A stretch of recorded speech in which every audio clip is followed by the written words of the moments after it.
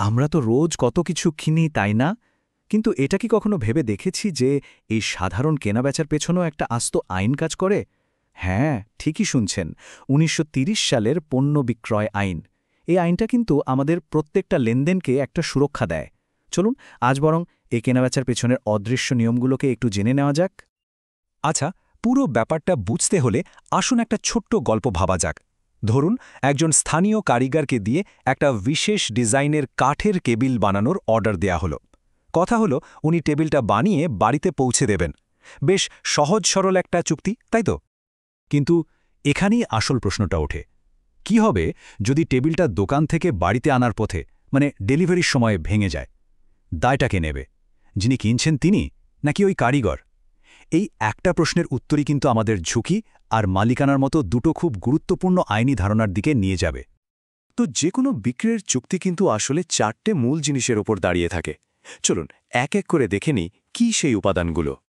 সবার আগে তো দুজন লোক লাগবে, তাই না? একজন ক্রেতা আর একজন বিক্রেতা। আমাদের এই টেবিলের গল্পে যিনি টেবিলটা অর্ডার করেছেন তিনি হলেন ক্রেতা, আর যে কারিগর ওটা বানিয়ে বিক্রি করতে রাজি হয়েছেন তিনি বিক্রেতা। আইন কিন্তু এই দুজনকে একদম আলাদা দুটো পক্ষ হিসেবে দেখে। এরপর আসছে পণ্য বা গুডস। আইন কি বলছে?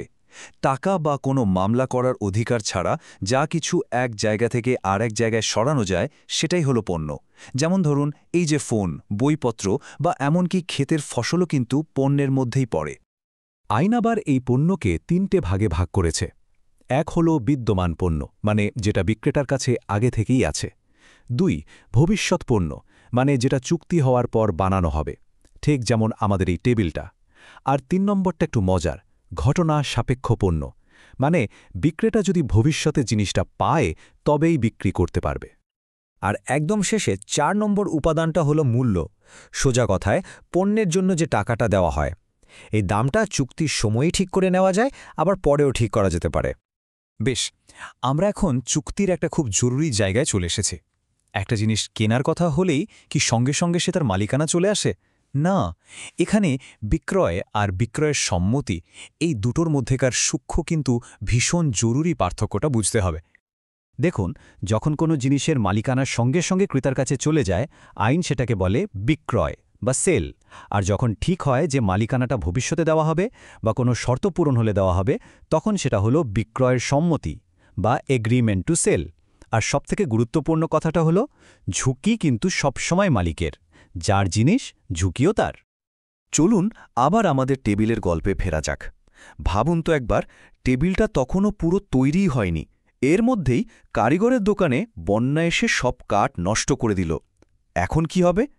এই যে লোকসানটা হলো, এটা কার ঘাড়ে যাবে? উত্তরটা কিন্তু একদম সোজা।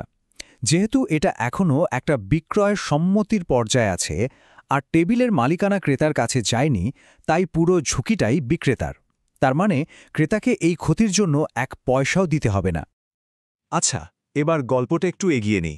ধরুন টেবিলটা তৈরি হয়ে ক্রেতার বাড়িতে পৌঁছেও গেছে, কিন্তু একটা সমস্যা দেখা দিল।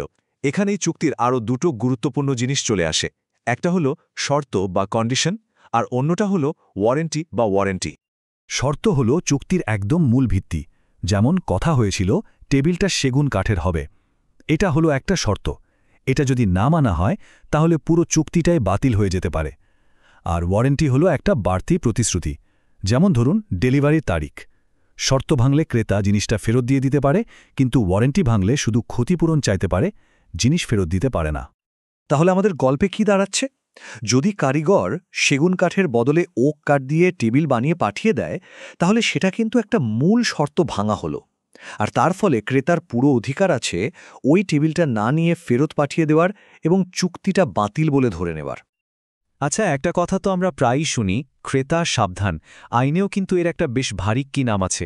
চলুন তো দেখি এই নীতির আসল মানেটা কি, আর আজকের দিনে এটা ঠিক কতটা খাটে। ক্যাভিয়েট এম্পটর একটা ল্যাটিন শব্দ, কিন্তু আইনের দুনিয়ায় এর মানেটা খুব গভীর। এর মানে হল ক্রেতা যেন সাবধান থাকে। মানে ঐতিহ্যগতভাবে কোনো জিনিস কেনার আগে সেটার ভালো মন্দ, দোষ ত্রুটি সবটা যাচাই করার দায়িত্ব ক্রেতার ওপরই বর্তায়।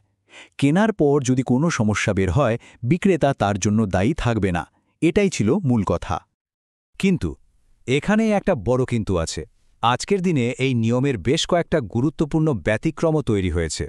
যেমন ক্রেতা যদি বিক্রেতাকে বলেই দেয় যে সে কী কাজে জিনিসটা কিনছে এবং বিক্রেতার দক্ষতার ওপর ভরসা করে, অথবা বিক্রেতা যদি ইচ্ছে করে কোনো খুঁত লুকিয়ে রাখে, তাহলে কিন্তু ওই ক্রেতা সাবধান নীতি আর খাটবে না।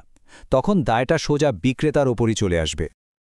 এতক্ষণ তো ক্রেতার অধিকার নিয়ে অনেক কথা হলো, কিন্তু মুদ্রার তো আরেকটা পিঠও আছে, তাই না? যদি ক্রেতাই তার দায়িত্ব পালন না করে, মানে যদি জিনিসের দাম সময় মতো না দেয়, তখন কি হবে? চলুন এবার দেখি আইন বিক্রেতাকে কি সুরক্ষা দেয়। আইন অনুযায়ী যে বিক্রেতা তার পণ্যের পুরো দাম বুঝে পাননি তাকে বলা হয় অপরিশোধিত বিক্রেতা বা আনপেইড সেলার। আর একজন অপরিশোধিত বিক্রেতার হাতে কিন্তু বেশ কিছু শক্তিশালী অধিকার থাকে, যেমন তিনি টাকা না পাওয়া পর্যন্ত জিনিসটা নিজের কাছে আটকে রাখতে পারেন। আবার ধরুন জিনিসটা ডেলিভারির জন্য বেরিয়ে গেছে, তখনও সেটা মাঝপথে থামিয়ে দিতে পারেন। এমনকি সেই পণ্যটা অন্য কারো কাছে আবার বিক্রিও করে দিতে পারেন। তাহলে দেখা যাচ্ছে একটা খুব সাধারণ কেনা-বেচার সম্মতি থেকে শুরু করে বড়সড় বিরোধ পর্যন্ত পুরো রাস্তাটাই কিন্তু কিছু মৌলিক আইনি নিয়ম দিয়ে বাঁধা। আর এই নিয়মগুলো বানানোই হয়েছে ক্রেতা আর বিক্রেতা দুপক্ষকে সুরক্ষা দেওয়ার জন্য। তো এই পুরো আলোচনার পর পরের বার যখন কোনো কিছু কেনা বা বেচা হবে, তখন কোন নিয়মটা বিশেষভাবে মাথায় থাকবে? মালিকানার সাথে ঝুঁকির ব্যাপারটা, নাকি শর্ত ভাঙলে চুক্তি বাতিল করার অধিকারটা? প্রশ্নটা কিন্তু ভাবার জন্য রইল।